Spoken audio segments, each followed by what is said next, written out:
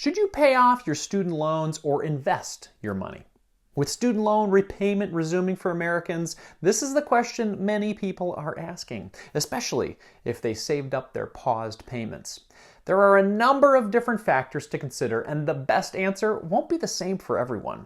Let's look at a couple of situations when you might consider completely paying off your student loans, as well as scenarios where you might be better off investing your extra money.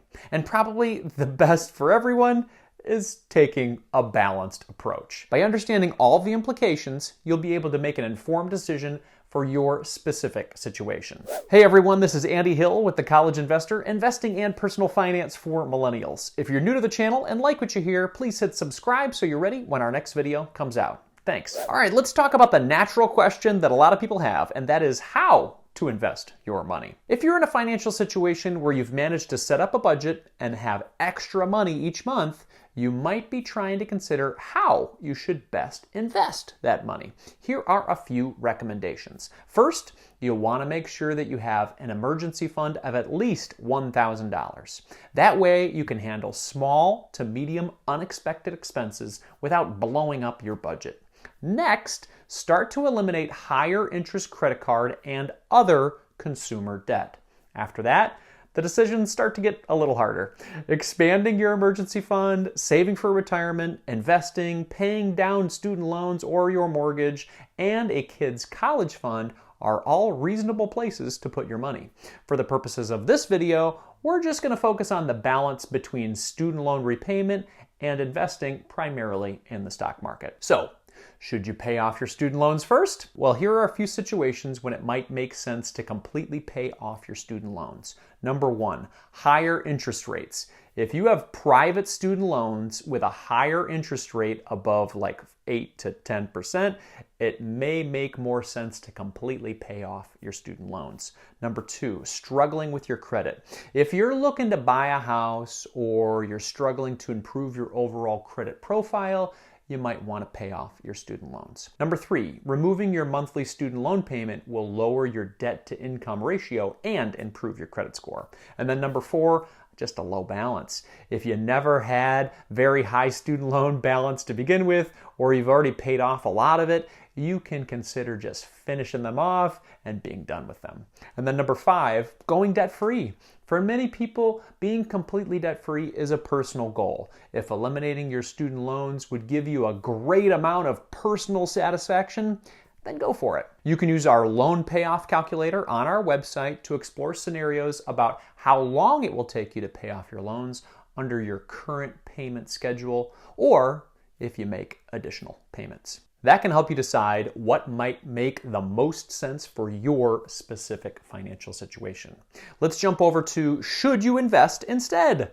The main reason to keep making your regular monthly payments on your student loans and invest has to do with the rates of return. If you're paying 3% interest on your student loans and you can earn 8% investing in index funds in the stock market, overall, you will be financially better off taking your extra money and investing it rather than using it to pay down your low interest student loan debt. Here are a couple of scenarios where you should invest instead of paying off your student loans. Number one, income-driven repayment plans like SAVE. If you're on an income-driven repayment plan like SAVE and your monthly payment is very low, you should not be paying extra toward your loans. Rather, you should take that extra money and invest. Given that SAVE waives the extra interest each month and has loan forgiveness built in, if you're not fully paying back the loan with SAVE, then don't throw good money on top of it. Invest that money instead. Number two, low student loan rates. Investing rather than paying off your student loans only makes sense if you can get a higher return in the market. And this requires that your student loans be at relatively low, like 5 to 7% interest rates. However, most federal student loans taken out over the last 10 years probably meet that criteria. Number 3, solid financial situation. You'll want to make sure you have a good handle on investing and overall you've got a healthy financial situation. Investing in the stock market can be volatile in the short term, so make sure that you're in a position where that will not affect you.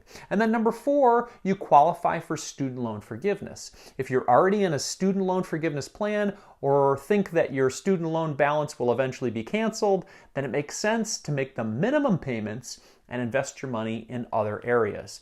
You don't want to pay extra on student loans that will eventually be forgiven.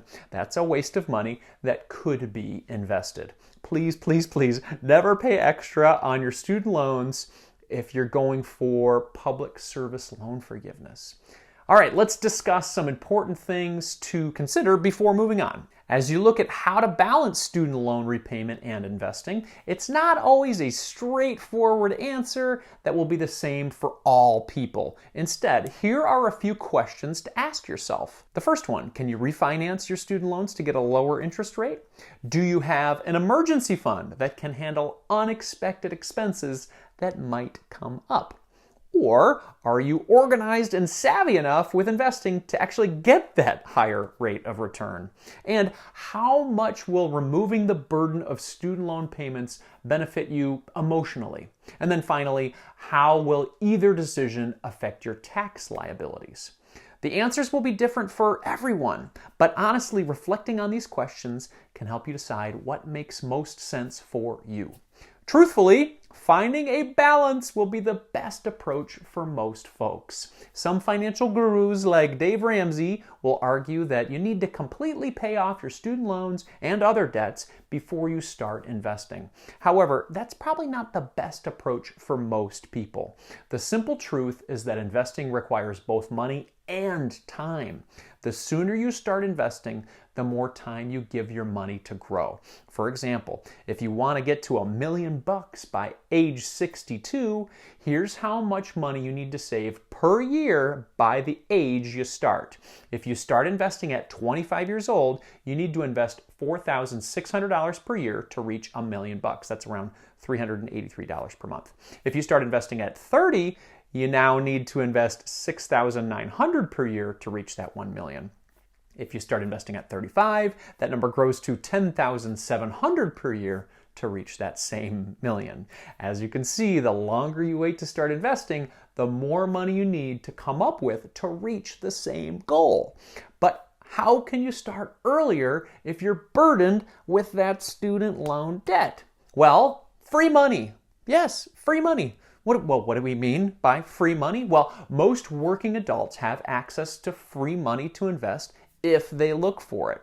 For example, a 401k or 403b matching contribution. The average 401k match is 3% of your salary. Considering the average annual salary in the United States is around $51,000, that means the free money you can get from your employer is around $1,500 on average. Considering you have to contribute that amount to get the match, that means you're saving $3,000 per year. Or an HSA matching contribution. More and more employers are offering HSA matches, and these typically don't require contributions, but rather health practices like getting an annual physical.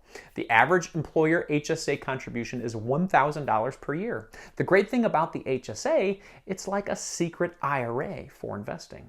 And there may be other free money opportunities from your employer as well, including tuition reimbursement, student loan repayment assistance, dependent care assistance, transportation reimbursement, and much more. While you can't directly invest these funds, they can definitely help you offset other items in your budget so you can free up money to invest. Now, if you look at your other free money opportunities, the average employee in the United States should be saving $4,070 per year, with just a small 401k contribution coming out of your pocket. That puts you very close to the amount you need to save to hit your goals in your 20s and 30s. In the end, there are many valid paths to a solid and stable financial future, and which path is right for you will depend on a variety of factors. While it can make sense to eschew completely paying off your student loans and investing your money to get a higher rate of return, It's honestly not for everybody. Take a look at the factors we've discussed in this video and spend some time reflecting on the questions that we discussed as well. That will help you take the right path for your specific, unique financial situation. And realize it doesn't have to be an either-or decision. You can probably find a healthy balance of saving and investing versus just paying down your student loans. Thanks for hanging out today, everyone. This is Andy from The College Investor. We'll see you in the next video.